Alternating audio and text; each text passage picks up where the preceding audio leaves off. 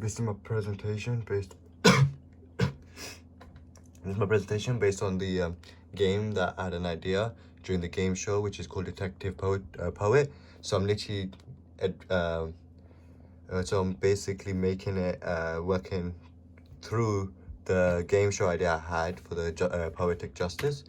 So this is where my inspiration comes in. So I used four different inspirations. So I used the Cluedo game, the poets that I'll be using for the theme of each room, the game Sherlock Holmes, the crimes and punishment, and Until Dawn, but just because of the controls and the mechanics they use in the game, which engages the player even more into the game. So this is Cluedo, which is created by Waddington back in like 1949, which is manufactured then, and it's basically a history of the board game. So and these are the poets, where like my three main poets I'll be using. So I'll be creating three different rooms for the thing. This is where I also shown the poems I'll be using and what the poem actually means. So the summary of the poem. So I have an idea of what theme I could create with the rooms for these three poets. Then it comes to the Sherlock Holmes Crimes and Punishment game, where it's all about detective work and how the player has to make sure he chooses the right choices and find the criminal that created the crime and such, where this game is also based in different platforms. Until Dawn, it's like a horror game, but I didn't use it for detective purposes. I mainly used it because of the mechanic of the game that it shoots, so how the player controls each storyline, how the player's choices can affect the story.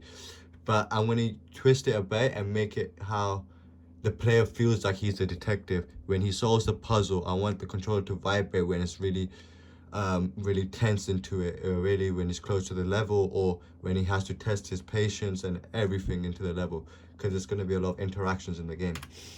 So the design structure of Cluedo is where the board game is set into four different rooms, but instead of four different rooms, I want to turn the board game into a 3D first-person game, where where you can physically enter these rooms to find clues of different poets that have committed a crime in each room. So I want to literally try and my aim is to try to bring this game into life. So design structure, but that's for digital games I've explained before, where I want, for the example, Until Dawn, the game, I want the player to have full control, and I want him to feel that he's the detective in the game. I want him to walk around the room. I want to find little pieces of paper, clues, puzzle solving, which will help him find the criminal that has committed the crime. And for Sherlock Holmes, it's just a detective-based game where I can get some small ideas of what kind of crimes the poet can commit into their thing, and what kind of choices I can give the player to help him find who the actual criminal is. So this is my game theory that I've used. I've used game theory that is called designing an escape room, which by using the experience of pyramid model. So basically my room is like an escape room. So these are three different like charts, that is pyramids, that has helped me like plan out how I might create my game. The first one is the open pyramid, sweet and simple. Four different paths the player can choose, and it will all lead to the top of the pyramid, which is the finding who the criminal is in the crime scene of the room. This one's a bit it's a sequential experience pyramid. It's quite different because once the player finds one clue, it will lead to another clue, in which he has to so on and so on, where he will end up finding the criminal. So each clue will link to another clue. So it's like a riddle sort of thing, where the player has to find one clue, where he can, which will lead to another clue, which will so on lead him to finding the criminal. And the final pyramid is where is a combination of the open experience pyramid and a sequence pyramid, where the player has three different paths, but he has to work his way up, so finding a clue into another clue, where he finds a criminal.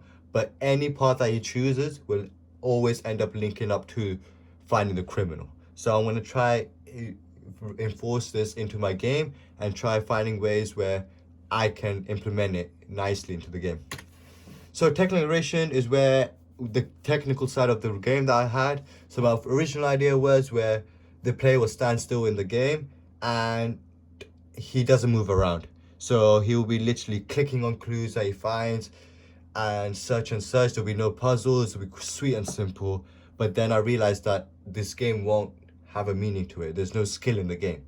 So that's where I used Until Dawn's control system, where the player has to be very simple when he's using a controller. He has to stay still and try figure out the puzzle in each room. So say putting a ripped up piece of paper together. He has to slowly move it each time and make sure the puzzle's matched, or the piece of paper matched together, and causes and solves the first clue, which will then lead to another one. And it's like mini games in this room, and the player will literally enjoy more playing this game than my original idea that I had. So this is the video that I got from. So the gameplay is a 6-hour long video, but I was able to point out each side of the clip as an example what kind of controls I was thinking of, or something similar and basic, instead of making it that complex as they did. So design iteration is where the whole design of the game sorry for that, is where how I first imagined. So the player will have 3 different attempts to find the poet, but I didn't add that much detail to it, because my first idea was making the theme of the room the poet's theme. So, but it will be too easy for the player to find the criminal because it's simple stuff.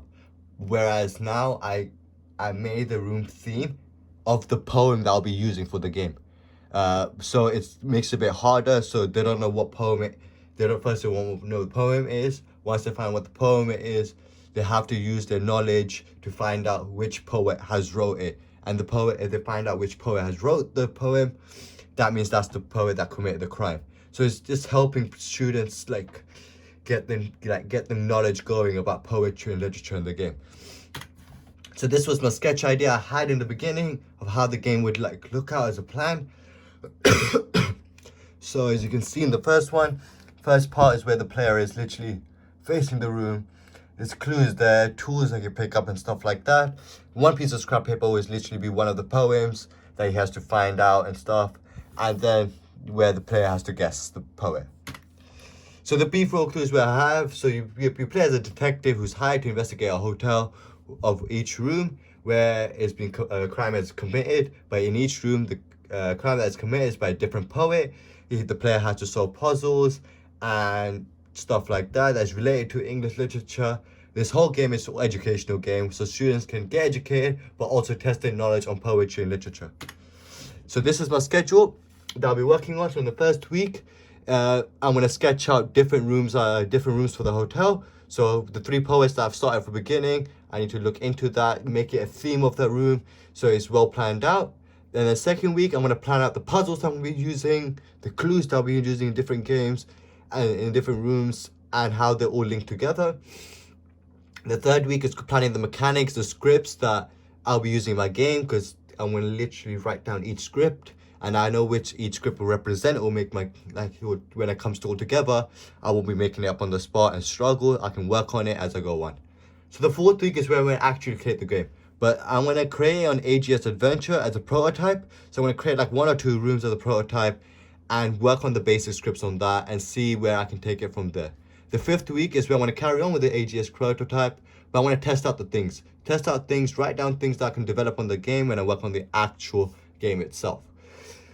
So what I'm going to do on the 6th week is develop the white room and such, and develop the white room and using the main scripts and so on. And from there it will be working on in each week on each room, each puzzle and such. And at the end of the week, I'm going to record the gameplay of it, upload it up, and finish on the critical essay that I've been working on during each week. So starting off the week, I'm going to start working on the critical essay. This is my bibliographies where I've used the theory, where I got the theory from, the images, and the portraits of the poets, and such.